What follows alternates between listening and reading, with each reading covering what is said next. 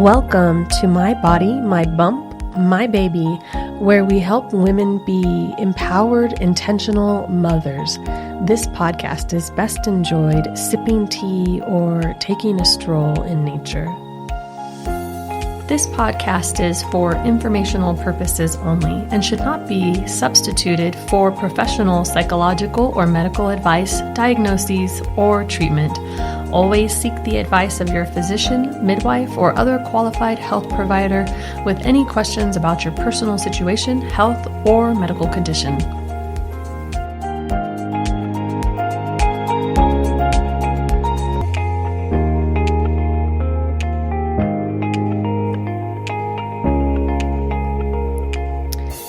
Welcome to our first episode of Season 2 of My Body, My Bump, My Baby.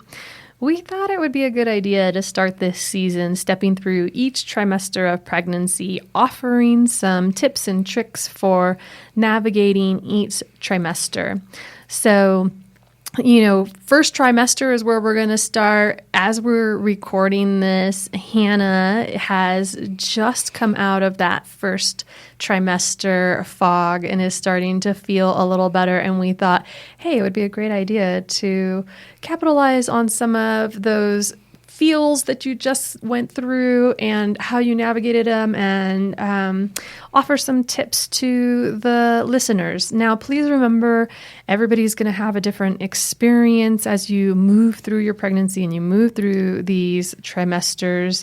So we are basing this episode on Hannah's experience on her second pregnancy and kind of going to tap into her knowledge base as a health coach. Yeah, absolutely. So this is my experience, but it's also the experience of working with clients that have been in this stage of pregnancy, as well as my training in the space, and then trial and error around a lot of things and resources that I have read and learned from. It doesn't all work for everyone, and I also want to bring back to what B said, is that it's different for everyone, every woman, and it's different for every pregnancy.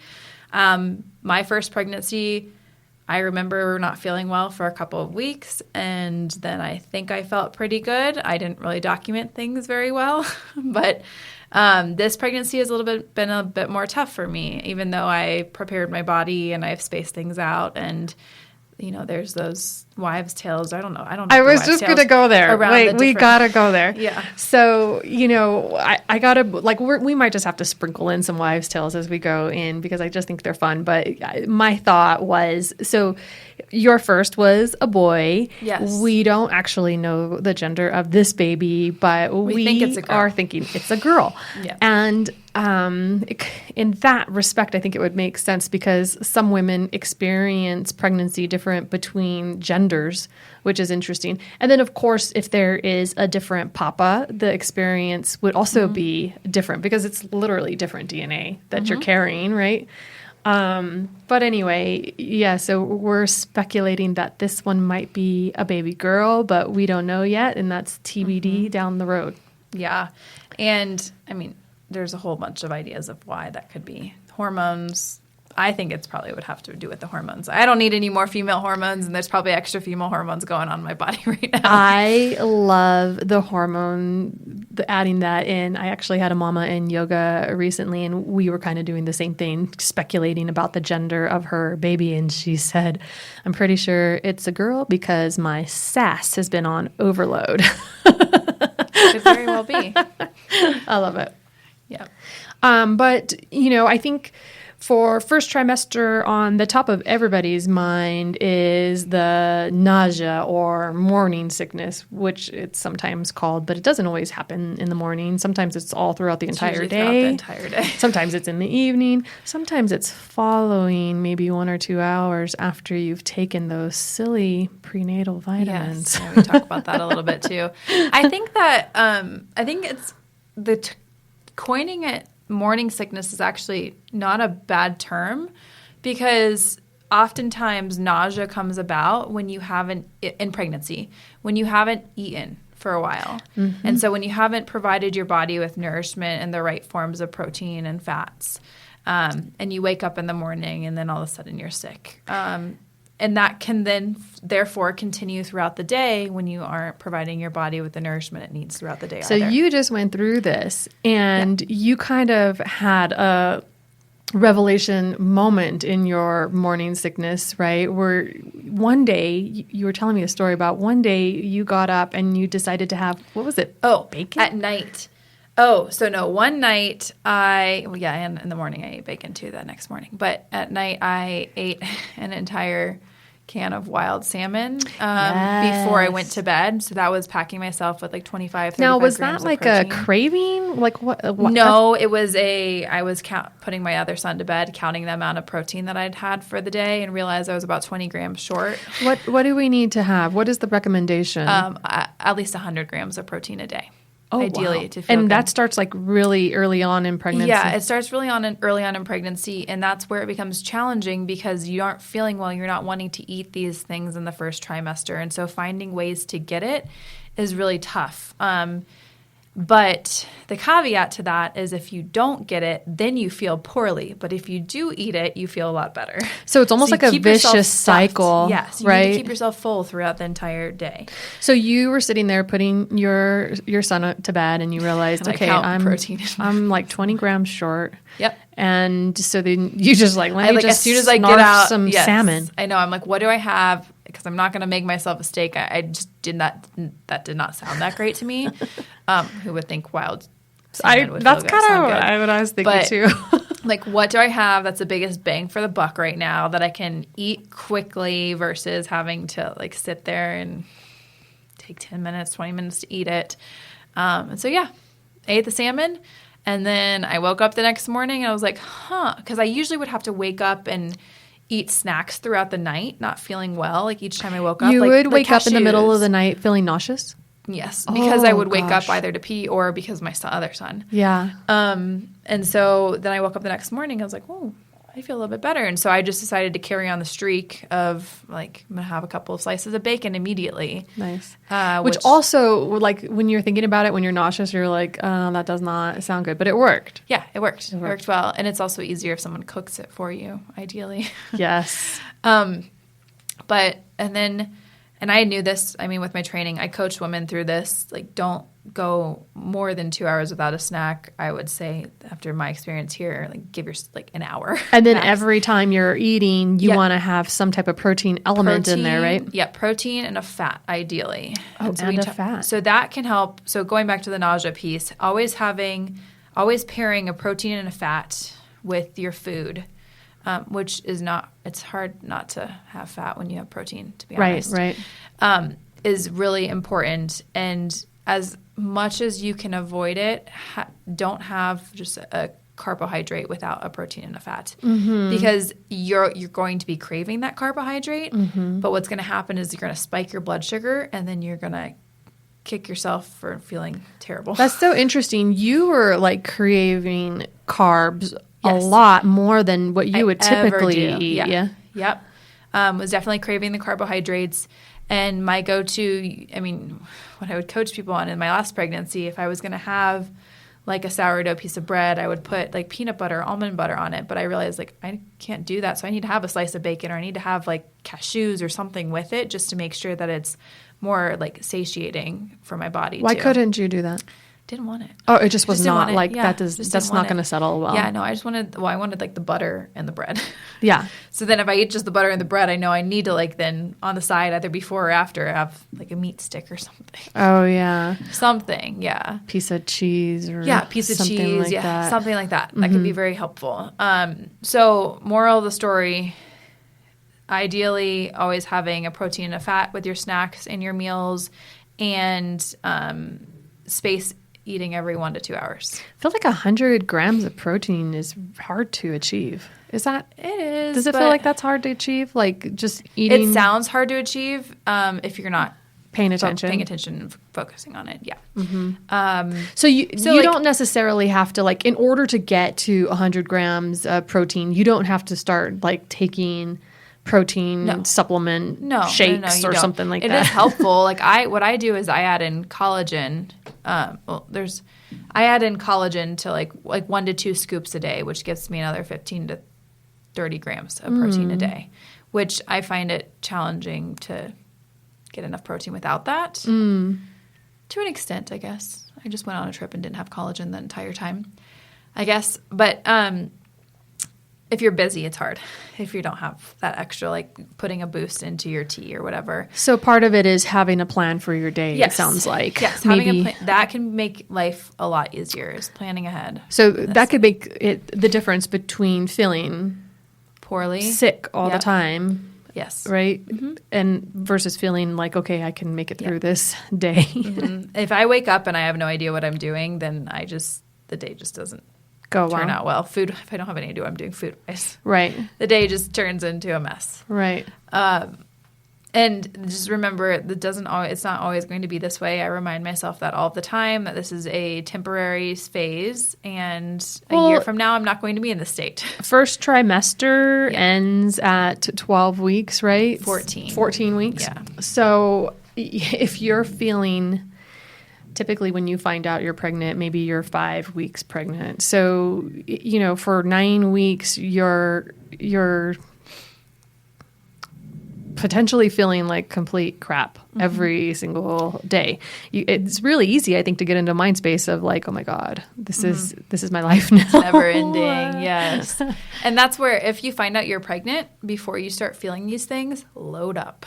Oh, yeah. I did that. I loaded up on eggs ahead of time. I mean, I was having 6, 7 eggs a day because I knew I needed that choline before the morning sickness hit you. Yes, and I knew that I was likely going to have an aversion to eggs. It's very common. A lot of people that don't like eggs when they're not pregnant actually end up liking eggs during the pregnancy. first trimester. Well, and that when makes they're pregnant. sense, Yeah, right? because their body is craving it. And The eggs nutrients. have something specific in it that it's like literally the only choline, and that's the only place you get choline from. Choline can be found in a couple other places, like liver, like organ meats. Oh, but that's not part of it's the not American gonna be diet. common. Yeah, it's not common. But yeah, choline and eggs, very good. So I was loading stuff into smoothies when I still felt like having them. So just load up ahead of time on that sense. But there are a couple things that you can do. So in addition to the protein and fat and eating regular spaced out snacks, the big piece of this, though, goes back to planning ahead of time. Yeah. Especially around some of these like electrolytes and I'm going to talk about adrenal cocktails, those types of things. Ooh, yeah. Planning can be very helpful. So another piece of nausea that can come into play is nausea can come about when you are not hydrated. So B and I were just talking before this conversation too, that we live specifically in a very dry environment in Colorado. So it's harder for us to stay hydrated. And that doesn't mean just drinking water. It also means having enough electrolytes, which is like magnesium, potassium, sodium in our system. And so regularly, like starting your day with an electrolyte packet can be very, very meaningful. Is it hard to do? Did you find it hard? It's not if you just remember. Okay. Yeah, just set the packet out at night or just like Not to make it part of your remember, but routine. like when you wake up in the morning and you're not feeling so good, is it hard to get it down? It's actually pretty good because it's tastes like, well, I like element packets. LMNT is how it spells. LMNT? Yes, is how it's spelled. And it tastes like it's sugary. It tastes sugary to me, but it's not super. I mean, it's got a good balance of salty sugars. Yeah. Salty, sweet, and sour. And it's one of those things where you're like, well, I don't have to have protein in that. It's basically like drinking water. Nice. Yeah. So it's like one of those carbs that you're craving, but you're not going to like get the high and then the low And from it didn't tend to make you feel sick? No. Good. No. It did not tend to make me feel sick. No, I've never actually felt sick. I've always felt better when I have electrolytes. Nice. With my, in the morning, for sure. And then when I start feeling poorly in the afternoon and I forget that I forgot to take it, then I just realize it's the electrolyte that I need. The other thing that you can plan ahead of time is something called an adrenal cocktail. It's the best cocktail to have when you're pregnant. It's essentially what is it's feeding your adrenal glands, which is giving you energy and giving your body the energy it needs in order to work through all of the hormones that's going on in your body. So you're getting that physical energy, but it's also like all at the cellular level. It's going into that. So what an adrenal cocktail is it is like a fourth of a teaspoon of sea salt, a fourth of a teaspoon of cream of tartar, which is potassium. The salt is the sodium. And then orange juice or grapefruit juice, which is the vitamin C. You can also add in some additional vitamin C in the form of like camu powder or acerola cherry powder. And I also love adding in a scoop of collagen here because you'll get about 15 grams of protein that way. Oh, nice. Yep. So bonus. The key to this, though, is like taking 2 to 3 of these in a day. Okay, what's one more thing on your list to have to do 2 to 3 times a day?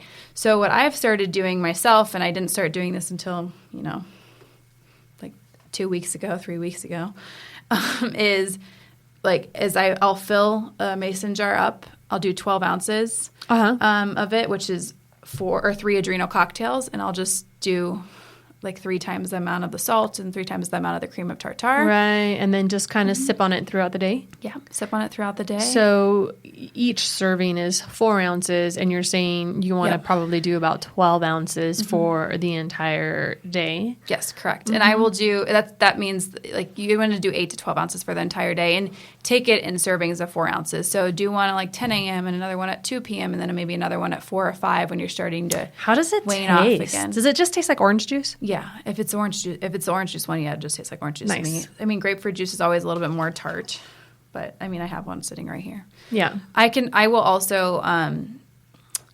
Wait, what about I'll put this on my lemonade? blog. Can you add it to like That's homemade adding- lemonade? Not Too with much the sugar. You can add it to just plain lemon juice. Oh, that's going to be your very sugar, yeah. tart. Yeah, don't want to add any added sugar. Gotcha. Yep, that's a good point. There isn't any sugar added to this. It's only coming from the juice. Yeah. So a lot of people that are more sensitive to sugar will choose to use the grapefruit juice or even lemon or lime juice directly. Yeah, just take a shot of it. Oof. 2 shots of it really is what it ends up being.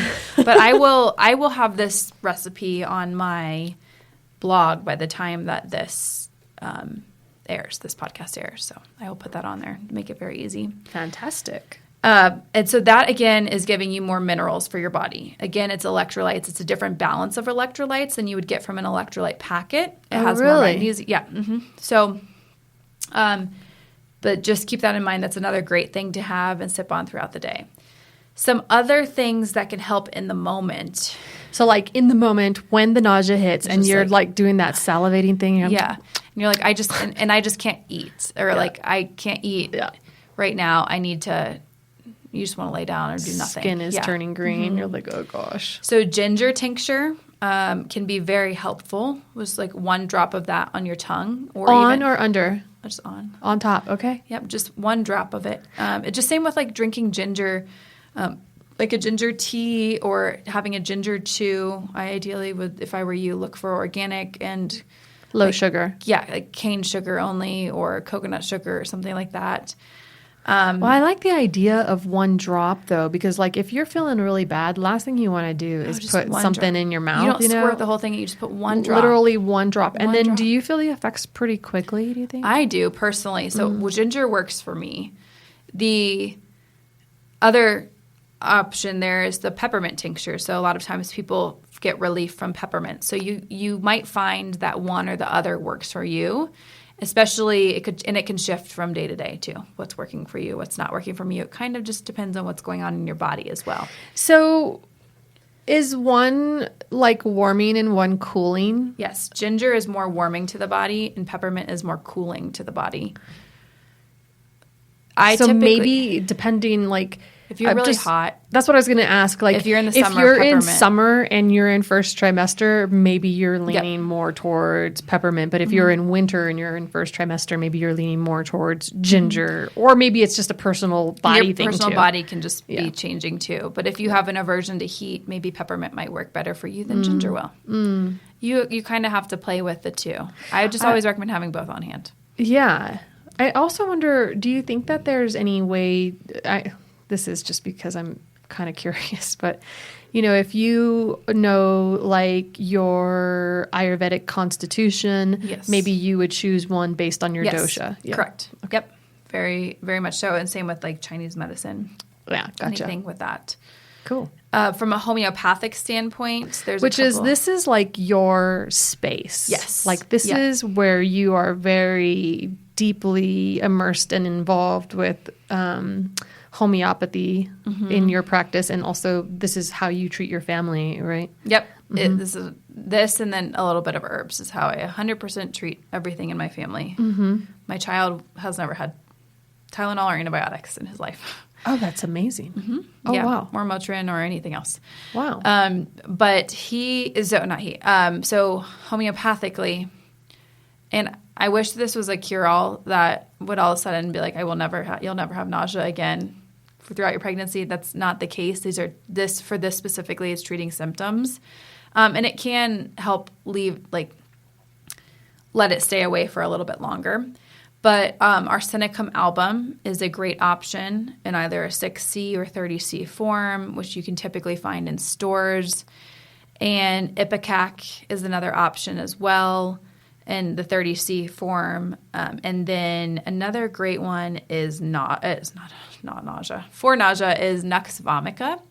Say that again. Nux vomica. N-U-X and then vomica. Funny, like vomit. It's a plant. But you want these in homeopathic form. I'm going to make that clear one more time. Homeopathic form is different than herbal form. And I'm not going to get into the pieces of homeopathy here. You can read about that on my blog as well. But Nux vomica can also be helpful because it's great for nausea when you also have constipation, which is something that pops up greatly in pregnancy. Right. Yeah. Arsenicum album can be good if you're having nausea with diarrhea. And then ipecac can be good if you're having the gagging type of. Yeah, but not actually having it turn into vomiting. Just ugh. And maybe I'll write a post on the differences between the homeopathic remedies for nausea as well. But otherwise, if you don't find something on my website, there's plenty of information out there if you just Google or search Of course, I think our listeners might be wondering or wanting to ask, is this safe for the baby? Correct. Is this safe for a pregnant woman? Yes. All of these remedies are safe for pregnancy, postpartum, nursing, doesn't matter when. For a baby 1 day old. Nice. Well, if they need it, but they shouldn't need any of these remedies 1 day old. That's homeopathy. I also love touching on acupuncture and traditional Chinese medicine here. Oh, I'm a huge fan of TCM and acupuncture. So when we say TCM, that's traditional Chinese medicine when we refer to it here. The acupuncture can be helpful not only hitting specific points in your body that are helpful for relieving nausea, but also for helping with the hormone balance, helping with the holding of the pregnancy in, holding the energy in, building the energy up. Wait, hold on. Rewind. Did you say helping hold the pregnancy in? Yeah, so a lot of women who have had miscarriages oftentimes will work with acupuncturists. Should see an acupuncturist. Because they help balance the body, but then there are things that you can, there are points on your body that you can touch. You know this. You shouldn't touch certain points in your body if you don't want to go into labor at a specific time. But acupressure. Well, there's points in your body that can expel, and there's points in your body that can lift energy too. Interesting. I love that. Probably, it would be great to have an acupuncturist in here one day, but I am kind of assuming that the way acupuncture is going to help hold a pregnancy is by balancing out those hormones and making sure that they are doing what they're supposed to be doing. I mean, clearly, if there is some type of malformation that is not going to be viable for life, acupuncture is not going to help that. Just like anything else. Same with homeopathy. There's things that you can do homeopathically to balance and hold. But if something's not viable, there's not going to be a difference in what happens. Yeah. So acupuncture can be really great. There's some points on your wrists that they can do, as well as some points on your feet that can help with nausea. Some of it's related to hormones and you don't even need to know what those points are. You just go to the practitioner and tell them, "Ugh, I'm pregnant and I'm so sick," and then they will know what to do from there. And then the traditional Chinese medicine piece that we talked about, or TCM. If you feel comfortable with it, there are herbs also that can be helpful, like herbal blends that are specifically geared towards pregnant women too. Similar to how we in the U.S. have supplements. Right. Yep. Right. Okay. That's helped me a lot, the TCM. And I have changed my need throughout even the first trimester of like certain herbs that I need, like stuff that's more warming to then get more cooling. That type of stuff has changed. That's the wonderful thing about actually going in and seeing a practitioner versus trying to Google, right? Because they can, well, one, they start to know your medical history and they know you and they know what your body needs. And then they can see it changing and adjust, which, I mean, I don't care what Google says. No. We're never going to know how to navigate and maneuver and move up and down with what we need as far as TCM goes for ourselves just by asking Dr. Google. Like, that's just not going to happen. Yep. And just because something says you need like a specific vitamin doesn't mean that you need it either. Right. Same for herbs. And herbs, yeah. Right? Like you can exactly Google what it stuff is. about herbs, but that doesn't actually mean that that's the right herb for you at that moment. So, yeah. Correct. Just go see a practitioner. They're so good at what they do. Mm-hmm. I agree. And then getting back to the basics, so resting while you can. Oh my gosh, get a nap. Yep, getting a nap. And we're going to get into this a little bit more, but I don't want to say paying, but making the investment somewhere to give yourself the time back that you need to take that nap or to get that mindless break of watching. Like, I watched Gilmore Girls. Nice. I had a babysitter. I was like, I just got to watch Gilmore Girls. Like, I just want to sit there and just, like, do nothing. And maybe get a babysitter just to watch Gilmore Girls. Exactly. To, like, help with that. Yep. If you have the means to do that. Or ask a friend to take your other little ones for a little while. Or a family member if you have family close by. Family. We live in a military town, so we're always saying friends because but there's oftentimes there's not family nearby, but that's not the case all over. But yeah. So the resting piece is important. Movement, even if you're just 5 minutes outside, like 5 minutes on your mat or a 5-minute walk outside, and getting outside for that movement can kill two birds with one stone there. Movement's challenging. You know, I know a lot of people who are like, I don't want to come to prenatal yoga because I feel so sick. And I think it's just hard to get that, like, get yourself going. But most of the time when I have somebody who has said that and then they come, they usually will say like, I feel so much better after the class. They come in sucking on like a hard candy or like an anti-nausea lozenge. Like, but by the end of it, they're like, I feel really good. Yeah, it also gets your mind off of it. Yeah. Of everything too. And then moving your body in the morning can be really effective as well if you can stomach that. And I like what you say. Like, it doesn't have to be huge. It doesn't actually have to be an entire hour prenatal yoga class. It could just be 5 minutes, but just move your body a little bit. Yeah. Even though it doesn't feel good right then. And getting outside into the sun, I know that heat sometimes makes nausea a little bit worse, but you need this vitamin D to also help with the happy hormone. That's a good point. Just a couple minutes in the sun there. And anything that you can do to keep your mind busy is going to help keep your mind off of things. From a food perspective, we talked a little bit about this, the 100 grams of protein a day, the coupling protein with. These are like, some of these are to help with nausea, but we're kind of actually getting into like moving away from just nausea, and we're talking about like how can we support our body, how can we support our baby in this first trimester. So, you know, one of the amazing things that if this is your first pregnancy and you've never done this before, this is all new to you, and we have our people like Hannah who have done this before, so it's like, oh yeah, I know this. But if it's your first time, these little nuggets, they make so much change. Oh, yeah. In such a short time.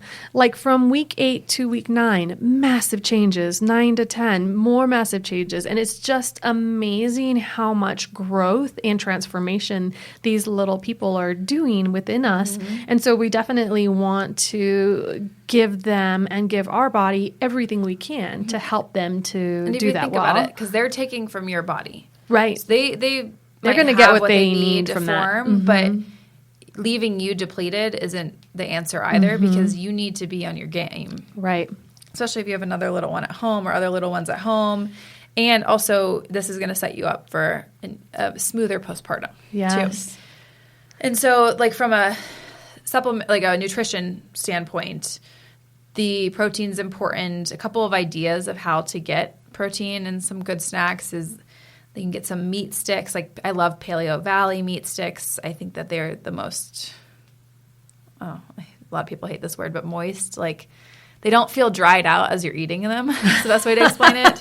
Raw cheese, a glass of raw milk, full-fat yogurt. You can get the plain yogurt. Just add your own stuff. Like, add a little bit of honey and fruit to make it sweet because you don't want to amp yourself up with the sugar there. What about, okay, you're saying raw cheese and raw milk.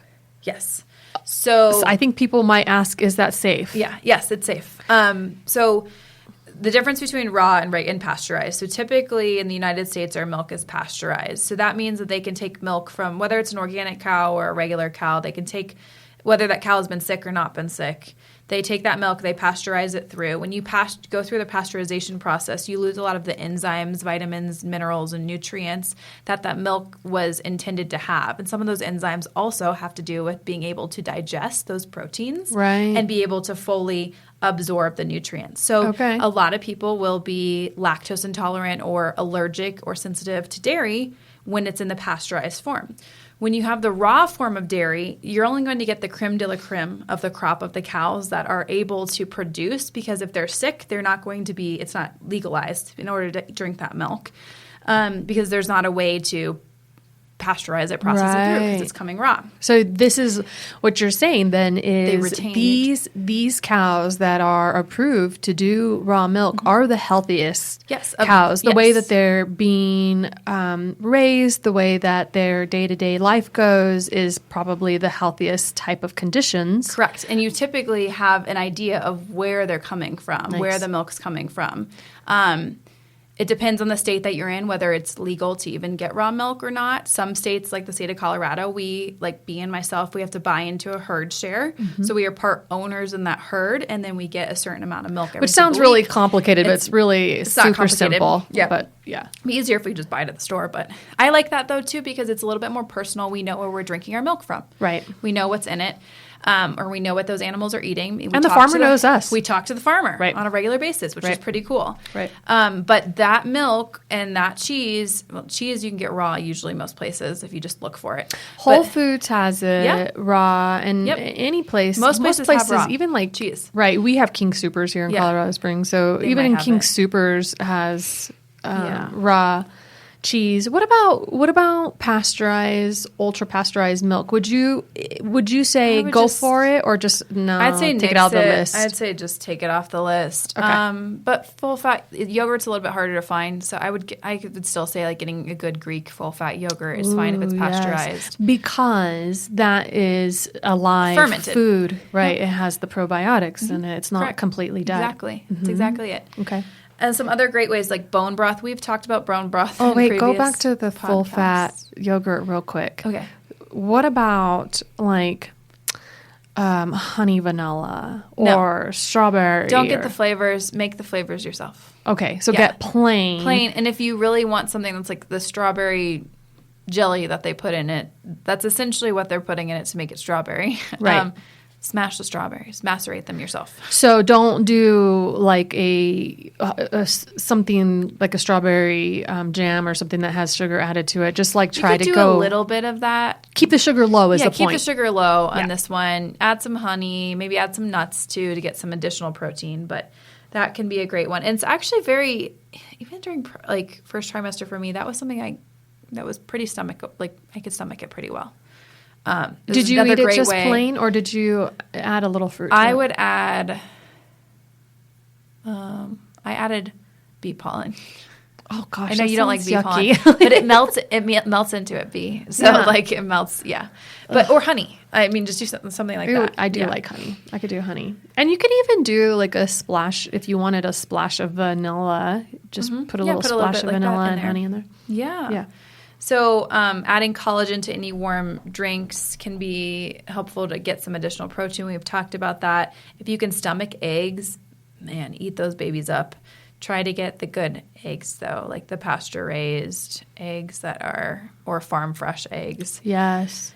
Soaked nuts are also very good. Oh, why do you say soaked? So you want to soak the nuts so you can absorb the nutrients better. So when nuts are unsoaked, and I don't know enough about like the scientific words behind this, but I know that when nuts are unsoaked, your body can't digest the nutrients in it as well. And these are raw nuts? Yeah. So not you toasted. Can soak them and get them roast. You can soak them, then some people like will roast them. Soak them, then roast them? Yeah. Mm-hmm. Okay.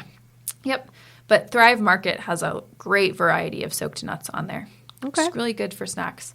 Sourdoughs and nut butters, lentil pasta if you can't stomach meat. But if you can add meat to that lentil pasta, you can get some really great, or chickpea pasta, get some additional protein. And then the meat gives you I don't want to go too far into this, but the meat gives you the full amino acid profile when you eat it. When you eat a vegetable-based protein, you're not getting all of the amino acids that your body needs to produce all the functions. So you're going to fall short. Yeah, you're going to fall short a little bit. It's not going to be as, again, satisfying. So one of those things again. I count a lentil pasta serving into my thing every day, into my For your protein count? Yes. Your 100 grams that you're counting? Because the majority of the other stuff I'm getting is from meat.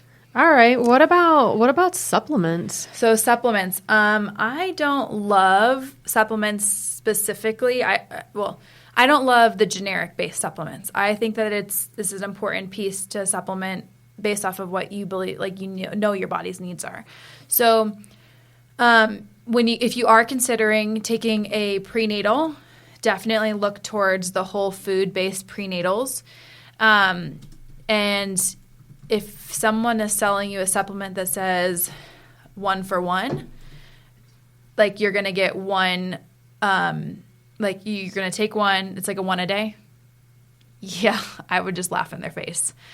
So that actually causes you to feel nauseous, yeah? The 1 a day? You're not getting any nutrients out of it. It's just BS, to be honest, out of that one. And it likely has folic acid, and it probably has iron in it too, which I wouldn't recommend either of those two during pregnancy. So if you are choosing a supplement, choose something that's whole foods based. Most of the time, anywhere from like 3 to 8 pills is what or capsules is what's you're going to have to take in order to get the nutrients that you need. Throughout the day. Throughout the day. Space those out. So if you're taking 3, take 1 morning, lunch, dinner. If you're taking 8, take like 2 here, 4 there, 2 there. It makes a lot of sense because like if you think for a second about how you feel when you have the flu and somebody is like, hey, take this, horse pill that has like a ton of iron in it, you're just going to puke it up. Yeah. Right? Yeah. But if somebody is like, here, just take a small little dose of this throughout now and a little bit then, and not so bad. Always make sure that if you are taking a prenatal vitamin and you choose to, that it has folate, ideally methylated folate in it, not folic acid. Okay. Folic acid is a fake form of folate, and it's chemically derived. And the studies have actually shown that it's more harmful than helpful to our bodies. Oh, wow. Science has caught up, but doctors haven't all, and practitioners haven't all caught up with that. So especially if you have a prescription prenatal, you might want to check that out. Take a look at the ingredients. Yes. Yep. Oh, goodness. Other than that, if you want to dive a little bit more in, like there's different forms of vitamin A that come from synthetic versus animal and plant-based vitamin A's. So if you want to dive a little bit more into the impact of that, I recommend looking up something called the Root Cause Protocol. It dives really deep into the synthetic piece of supplements. And is that a book or is that a website? There's a book and there's also a website to it as well. We Okay. can link the website, actually. That would be probably good to do. Okay. We'll link that website there. And then there's an author that's written about it as well. Other than that, like minerals are extremely important from a supplementation perspective. 5 milligrams, your body needs 5 milligrams per pound of weight per day in order to go through, in order to just basically work through its regular cellular processes. All of the processes. Magnesium controls, oh, wait, sorry. I said minerals, but I'm talking about magnesium. So magnesium is 5 milligrams per pound of body weight per day. And magnesium controls over 600 different processes in your body. Oh, so you want to get a magnesium supplement? Yes, and ideally take it throughout the day. Okay, gotcha. If you can remember. There's different kinds that you can take as well. So this is something that you definitely do want to supplement either in like pill form, orally. There's drops that are really great to add to your water. Again, mineral drops. Mm-hmm. Yep. Lotions can be good. Epsom salt baths, magnesium flakes, magnesium sprays for your body. So there's a great way, like you can definitely do that. Remember, this 5 milligram thing is for when you're not pregnant. So when you're pregnant, you want to bump it up probably about another 200. Yeah, another 200 milligrams. Oh, wow. Is what I've seen to be really helpful. And as you age, your magnesium stores go down and your ability to absorb it goes down as well. So you need more. Makes sense. Yeah. Makes sense. Yep. And then organ meats.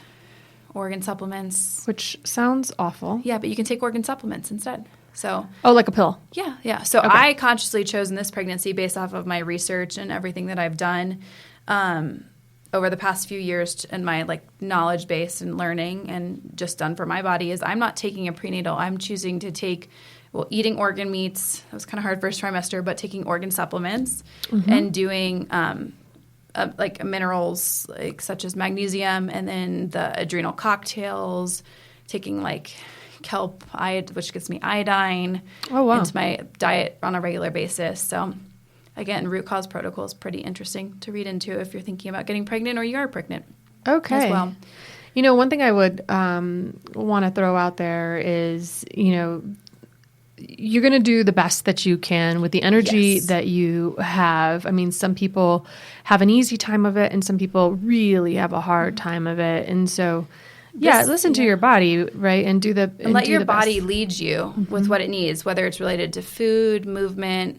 But at the same time, don't fall into that baby wants this Big Mac pitfall. Right. Because baby doesn't want that Big Mac pitfall. Baby might want a hamburger because you're craving meat, but really dig into like your why behind that. Because in this first trimester and when we get into pregnancy, we oftentimes we revert back to our comforts, and what we wanted as comforts when we were younger becomes this like comforting piece because we aren't feeling well again. Right. So that's more of the psychological piece to it. I know I 100% have. And also like leading back to doing your best you can, your best changes from day to day. It changes from pregnancy to pregnancy.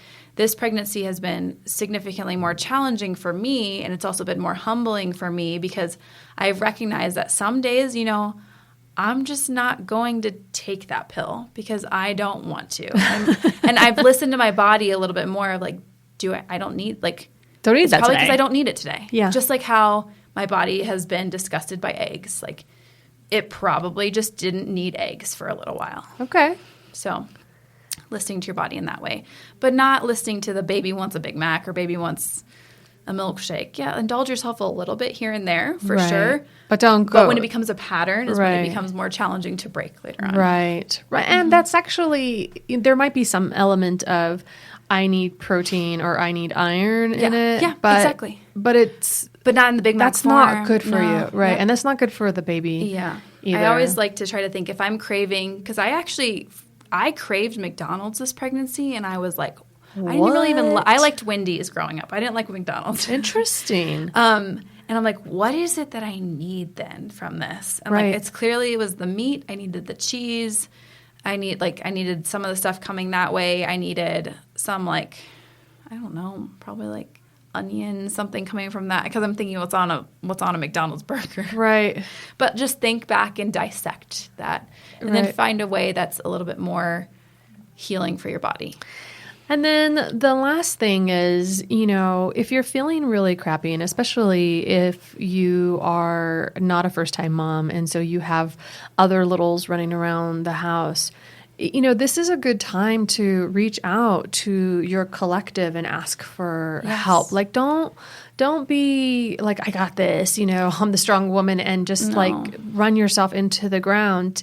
Make space, ask for help, ask for friends to bring meals, maybe get the babysitter to come watch the toddler so you can take a nap. Maybe somebody else goes and takes the dog for a walk, but reach out. That's not only for postpartum. No. That's whenever you need help and you're kind of struggling to keep up with it all. Mm-hmm. I think that in our culture, we like to display the sense of like strength in that when we don't ask for help, we're stronger. Right.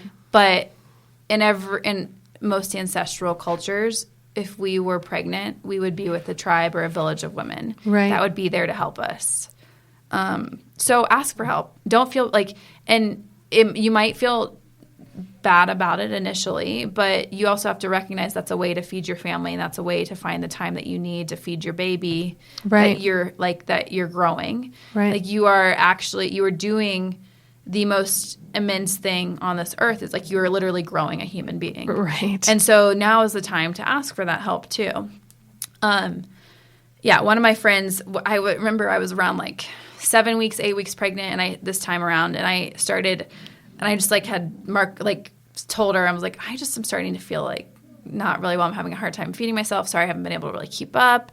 And she was like, Hannah, ask us for help then. Right. She's like, I'll make you a meal. Like, what do you want? Well, like, I'll take this down. And she has 2 kids too. So, I mean, my thought was like, no, why would I ask you for help? And well, she's not going to make something special just for you. She's just doubling her batch that she was going to make anyway. Yeah. And then my other friend who's postpartum was like, my husband's making this meal, so I'll just have him double it. I was like, well, thank you. Yeah. But a meal train that you think about for postpartum should be just as common for First trimester, I think. Yeah.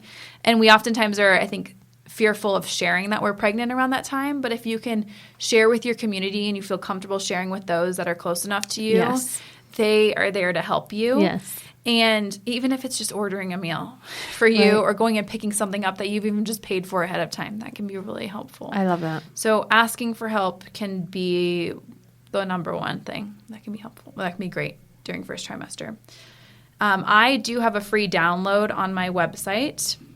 We will link it here as well.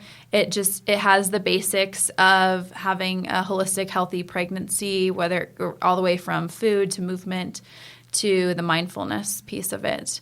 We hope that this episode has been helpful for you. I am about 15 weeks pregnant right now, and I'm starting to make my way out of the fog, I think, this time around.